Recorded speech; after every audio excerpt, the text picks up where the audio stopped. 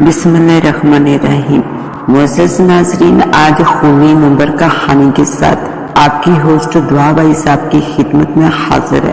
نوجوان حسینہ کے ہاتھوں سے اچانک موبائل نیچے گر پڑا تو حسینہ خوف کی وجہ سے گھٹنوں کے بال بیٹھتی چلی گئی اور پھر اس کے سامنے ایک آتما نمودار ہوئی جسے دیکھ کر حسینہ کی جان ہی نکل گئی۔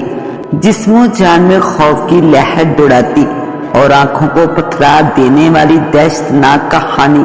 تو معزز ناظرین، کہانی میں مزید آگے بڑھنے سے پہلے آپ تمام دوستوں سے التماس ہے کہ ہمارے چینل دعا وائس کو سبسکرائب کر دیجیے اور ساتھ گھنٹی کے بٹن کو دبا دیجیے تاکہ ہماری نیو ویڈیو کا نوٹیفیکیشن آپ کو مل سکے۔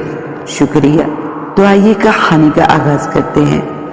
6 سال ہو گئے اس اخبار میں کام کرتے ہوئے۔ مجال ہے ایک دن بھی باس ہمارے کام سے خوش ہوا ہو اور بھول کے بھی تھوڑی بہت ترقی دی ہو۔ کرن نے ایک باری فائل جانوی کی ٹیبل پر پٹکتے ہوئے کہا۔ جانوی اور کرن کو صحافت میں آئے ہوئے کم و بیش 6 سال کا عرصہ گزر گیا تھا۔ اتفاق سے وہ بہت اچھے دوست ہونے کے ساتھ ساتھ مستقبل کے خواب بھی ایک ساتھ ہی دیکھنے لگے تھے، مگر کرن کا کہنا تھا کہ جب تک وہ ایک گھسے پیٹے صحافی سے تھوڑا اوپر ترقی نہیں کر لیتا تب تک جانوی سے شادی نہیں کرے گا۔ جانوی جس حال میں بھی تھی خوش تھی۔ اس نے اونچے اونچے خواب کبھی دیکھے ہی نہ تھے، مگر کرن کی اس ضد کے سامنے اس نے ہتھیار ڈال دیے تھے۔ وہ بخوبی جانتی تھی کہ وہ دونوں معمولی صحافی ہیں اور اب اس سے زیادہ اونچا رتبہ ان کے مقدر میں نہیں ہے، مگر کرن ہواؤں میں اڑنا چاہتا تھا۔ وہ چاہتا تھا کہ ایک مشہور صحافی اور تجربہ کار بن جائے، دن دگنی رات چگنی ترقی کرے، اور اب یہ اس کا جنون بن گیا تھا۔ کرن کا اس طرح باس کو کوسنا معمول تھا، لہذا جانوی نے مسکراتے ہوئے کہا، کرن یار چھوڑو، تمہیں اچھی طرح معلوم ہے کہ اپنا باس کبھی کسی کے کام سے خوش نہیں ہوتا، تو پھر تم کیوں کڑھاتے رہتے ہو؟ چلو دفع کرو ان سب باتوں کو۔ آج آف ہونے کے بعد اچھی سی کافی پیتے ہیں ساتھ۔ کافی دن ہو گئے ایک ساتھ جی بار کر گھومے بھی نہیں ہیں۔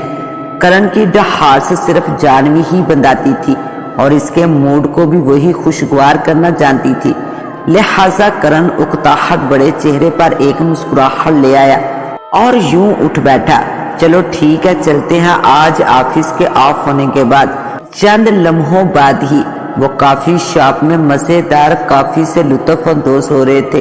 ٹھنڈ کے موسم میں گرم گرم کافی نے ان کے موڈ کو تر و تازہ کر دیا تھا۔ اتنے میں کرن کا فون بج اٹھا۔ اس نے دیکھا تو اس کا دوست ارجن تھا۔ ہاں ارجن بولو۔ فون اٹھانے کے بعد وہ گویا ہوا۔ کرن کے چہرے پر حیرت، خوشی اور پرجوشی کے تاثرات تھے۔ چل سب ٹھیک ہے، کل پھر ملتے ہیں۔ کرن نے یہ کہہ کر فون بند کر دیا تو جانوی بول اٹھی، کیا کہہ رہا تھا؟ کرن پرجوش انداز میں گویا ہوا۔ جانوی، ارجن بتا رہا تھا کہ ایک افواہ بہت مشہور ہو رہی ہے اور مختلف اخباروں کے صحافی اس کے متعلق ٹھوس معلومات اکٹھی کر رہے ہیں۔ یقیناً اس کے بعد وہ آرٹیکل لکھیں گے، لیکن اگر میں سب سے پہلے سے معلومات اکٹھی کر کے آرٹیکل لکھ دوں تو شاید بوڑھا باس خوش ہو جائے، اور پھر ترقی کے بعد بھی چانس ہے، کیونکہ لوگ ایسی ہی پر اسرار خبروں کی تلاش میں رہتے ہیں۔ جانوی نہ سمجھنے والے انداز میں بولی، ارے کرن پہلے یہ تو بتاؤ کہ خبر ہے کیا؟ جانوی، خبر یہ ہے کہ سننے میں آیا ہے کہ ایک رانگ نمبر سے لوگوں کے موبائل پر کال آتی ہے، جو کوئی فون اٹھا لیتا ہے تو ایک آتما اسے مار دیتی ہے۔ کرن نے پر اسرار لہجے میں کہا۔ یہ سننا ہی تھا کہ جانوی کی ہنسی نکل پڑی۔ اس نے زور زور سے ہنسنا شروع کر دیا اور بولی، کرن اس ٹیکنالوجی کے جدید دور میں اور ایک پڑھے لکھے صحافی ہوتے ہوئے بھی تم یہ آتما واتما پر یقین کرتے ہو؟ تھوڑا ہوش کرو۔ اگر اس قسم کا کوئی آرٹیکل لکھا بھی تو باس ہم دونوں کو دھکے مار کر نکال دے گا، پھر کچھ بھی ہاتھ نہیں آئے گا۔ کرن غصے میں لال پیلا ہو گیا اور اٹھ کھڑا ہوا۔ اگر تم میرا ساتھ نہیں دینا چاہتی تو نہ دو اور دور رہو مجھ سے۔ نہ خود کبھی ترقی کرو گی اور نہ ہی کبھی مجھے ترقی کرنے دو گی۔ आइंदा बात करने की जुर्रत ना करना मुझसे। करण गुस्से से तकरीबन चिल्लाते हुए गोया हुआ।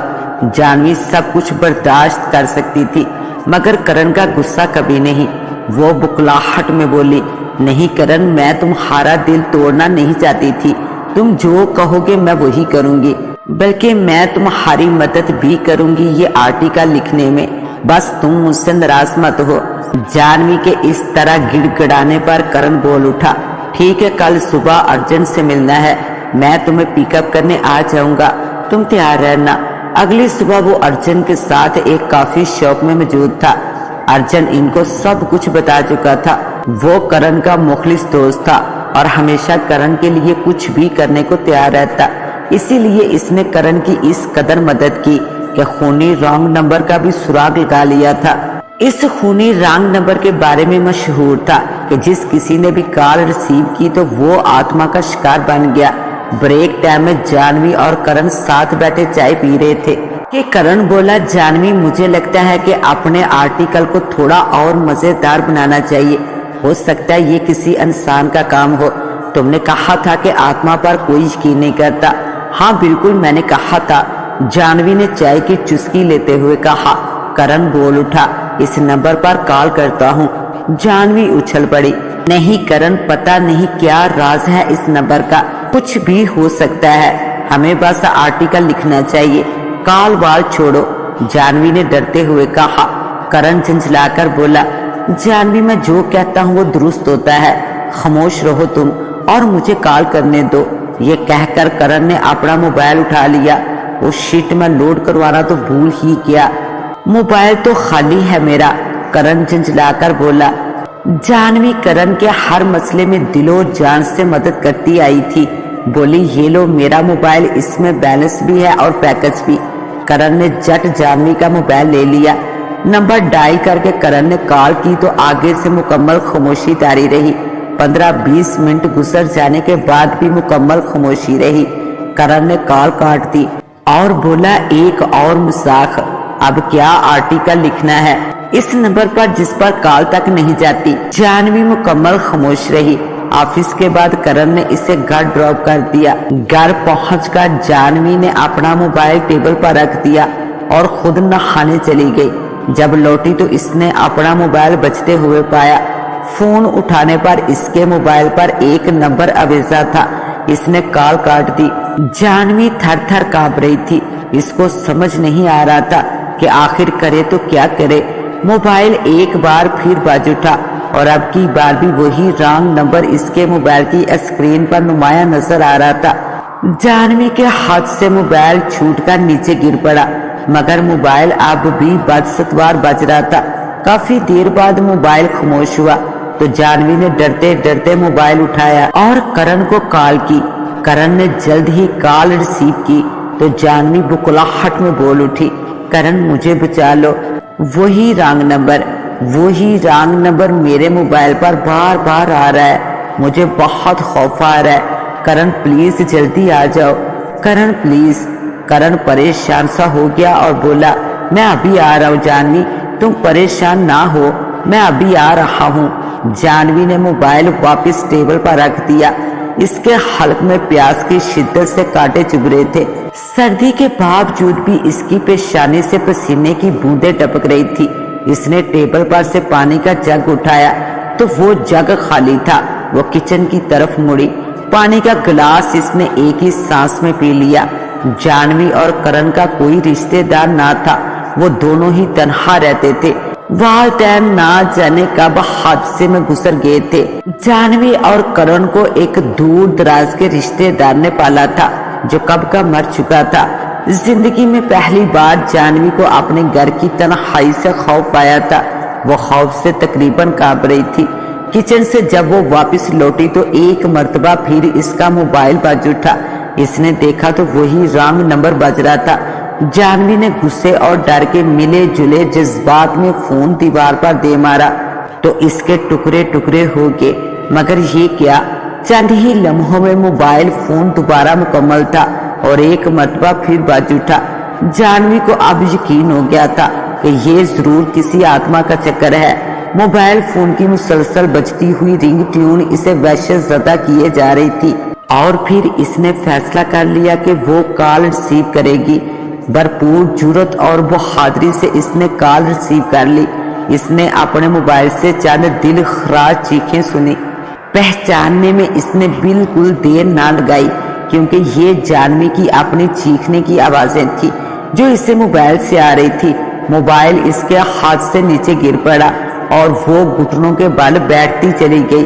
چند ہی لمحوں میں اس نے سیال باز میں ملبوس ایک آتما کو اپنے سامنے دیکھا، جس کے لمبے نکیلے دانت کسی ڈرکولا سے مشابہت رکھتے تھے۔ جانوی پھٹی پھٹی آنکھوں سے اسے دیکھ رہی تھی۔ اس کی ٹانگوں میں اتنی سکت نہ تھی کہ وہ وہاں سے بھاگ جائے۔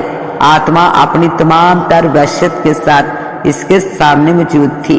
اس کے لمبے نکیلے دانت منہ پر صاف نظر آ رہے تھے، حلقوں میں آنکھوں کا نام و نشان تک نہ تھا، اور رخسار ایسے جیسے کسی نے سارا گوشت نوچ لیا تھا۔ خونی آتما جانوی پر جپٹ پڑی۔ کرن دروازہ کھول کر اندر داخل ہوا تو خون میں لت پت جانوی تڑپ رہی تھی، کیونکہ جانوی آتما کا شکار بن چکی تھی۔ تھوڑی دیر بعد کرن تڑپتی ہوئی جانوی کو جلد سے جلد ہسپتال لے گیا، مگر تب تک جانوی زندگی کی بازی ہار چکی تھی۔ پوسٹ مارٹم کے مطابق تصدیق ہو گئی تھی کہ کسی درندے نے اپنے نکیلے دانتوں اور پنجوں سے جانوی کی گردن کو جھنجھوڑ ڈالا تھا۔ پوسٹ مارٹم کے بعد جانوی کی لاش کرن کو دے دی گئی تھی اور اس نے اس کی آخری رسومات ادا کر دی تھی۔ کرن نے جانوی کی موت کے بعد صحافت کا کام چھوڑ دیا تھا اور مزدوری کرنے لگ گیا تھا۔ وہ جانوی کی موت کا ذمہ دار خود کو ہی سمجھ رہا تھا۔ ایک جانوی ہی تھی جو اس دنیا میں اس کا واحد سہارا تھی، اب وہ بھی اس کے پاس نہ رہی تھی۔ وہ راتوں کو اٹھ اٹھ کر روتا اور جانوی کو یاد کرتا رہتا۔ اس کی زندگی ایک چلتی پھرتی لاش کے علاوہ کچھ نہ تھی۔ ایک چھوٹی سی غلطی انسان کو کہاں سے کہاں تک لے جاتی ہے۔ تو معزز ناظرین، کیسی لگی آپ کو آج کی کہانی؟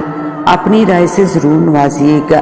اس کے ساتھ ہی اپنی ہوسٹ دعا وائس کو دے اجازت۔ ملتے ہیں انشاءاللہ ایک نیو ویڈیو کے ساتھ، تب تک کے لیے اللہ نگہبان۔